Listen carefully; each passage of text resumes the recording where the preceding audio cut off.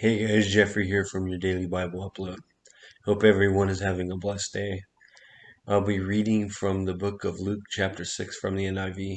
In chapter 6, we will be reading about Jesus speaking and working on the Sabbath, the 12 apostles Jesus has chosen, the parable and teachings of Jesus, the tree and its fruit, the wise and foolish builder, blessing and woes, love for enemies, and judging others. I hope you all will be joining us for chapter 7 tomorrow. If you are finding value from this, please like and subscribe and let me know what you think of my video in the comments below. One Sabbath, Jesus was going through the grain fields, and his disciples began to pick some heads of grain, rub them on their hands, and eat the kernels. Some of the Pharisees asked, "Why are you doing what is unlawful on the Sabbath?" Jesus answered them, "Have you never read what David did when he and his companions were hungry? He entered the house of God, and taking the consecrated bread, he ate what is lawful only for priests to eat, and he also gave some to his companions." Then Jesus said to them, "The Son of Man is Lord of the Sabbath." On another Sabbath he went into the synagogues and was teaching. A man was there whose right hand was shriveled. The Pharisees and the teachers of the law were looking for a reason to accuse Jesus, so they watched him closely to see if he would heal on the Sabbath. But Jesus knew what they were thinking and said to the man with the shriveled hand, "Get up and stand in front of everyone." So he got up and stood there. Then Jesus said to them, "I ask you, which is lawful on the Sabbath, to do good or to do evil, to save life or to destroy it?" He looked around at them all, and then he said to the man, "Stretch out your hand." He did so, and his hand was completely restored. But the Pharisees and the teachers of the law were furious and began to discuss with one another what they might do to Jesus. One of those days Jesus went out into the mountainside to pray and spent the night praying to God. When morning came, he called his disciples to him and chose 12 of them, whom he also designated apostles: Simon, whom he named Peter, his brother Andrew, James, John, Philip, Bartholomew, Matthew, Thomas, James, son of Alphaeus, Simon, who was called the Zealot, and Judas, son of James, Judas Iscariot, who became the traitor.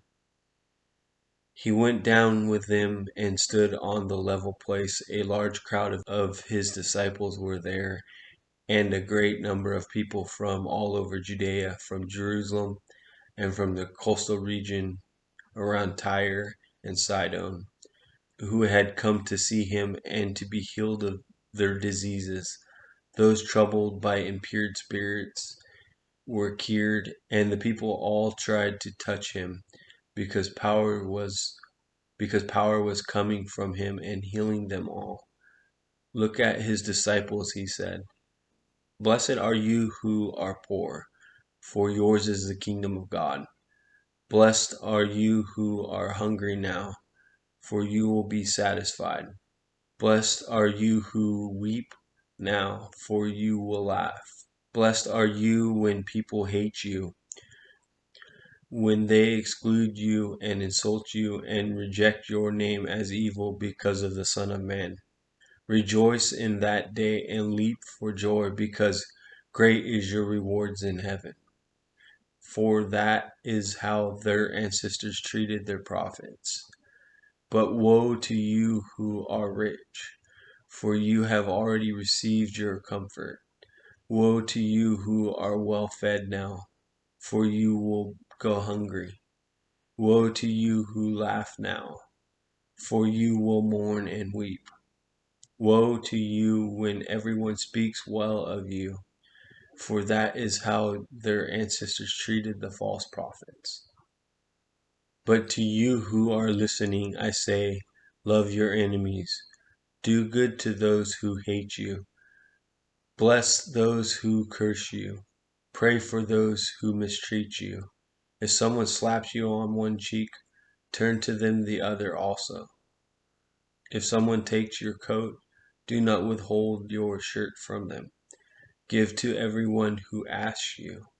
And if anyone takes what belongs to you, do not demand it back.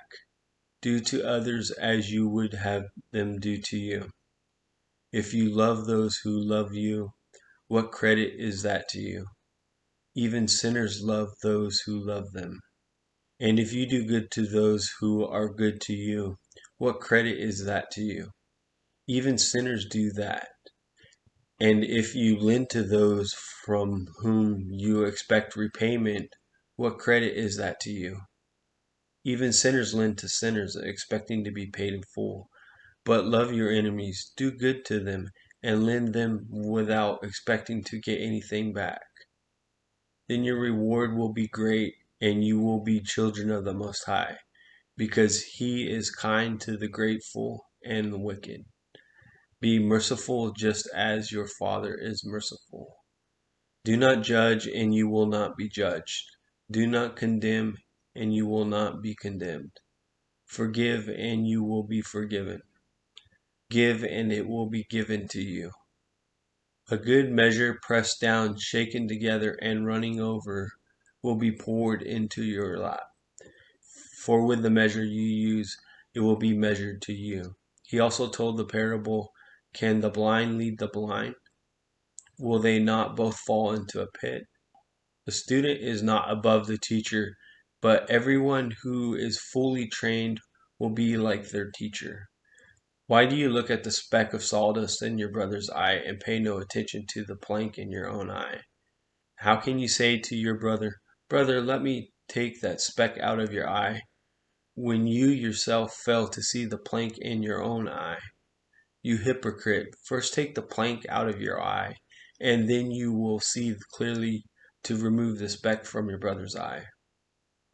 No good tree bears bad fruit, nor does a bad tree bear good fruit. Each tree is recognized by its own fruit. People do not pick figs from thorn bushes, or grapes from briars. A good man brings good things out of the good stored up in his heart, and an evil man brings evil things out of the evil stored up in his heart. For the mouth speaks what the heart is full of. Why do you call me Lord, Lord? Do not do what I say. As for everyone who comes to me and hears my words and puts them into practice, I will show you what they are like. They are like a man building a house who dug down deep and laid the foundation on rock. When the flood came, the torrent struck the house, but could not shake it, because it was well built. But the one who hears my word and does not put them into practice is like the man who built a house on the ground without a foundation. The moment the torch struck the house, it collapsed, and its destruction was complete. Thank you all for joining us today. I hope you all have a great day, and I look forward to seeing you all again tomorrow.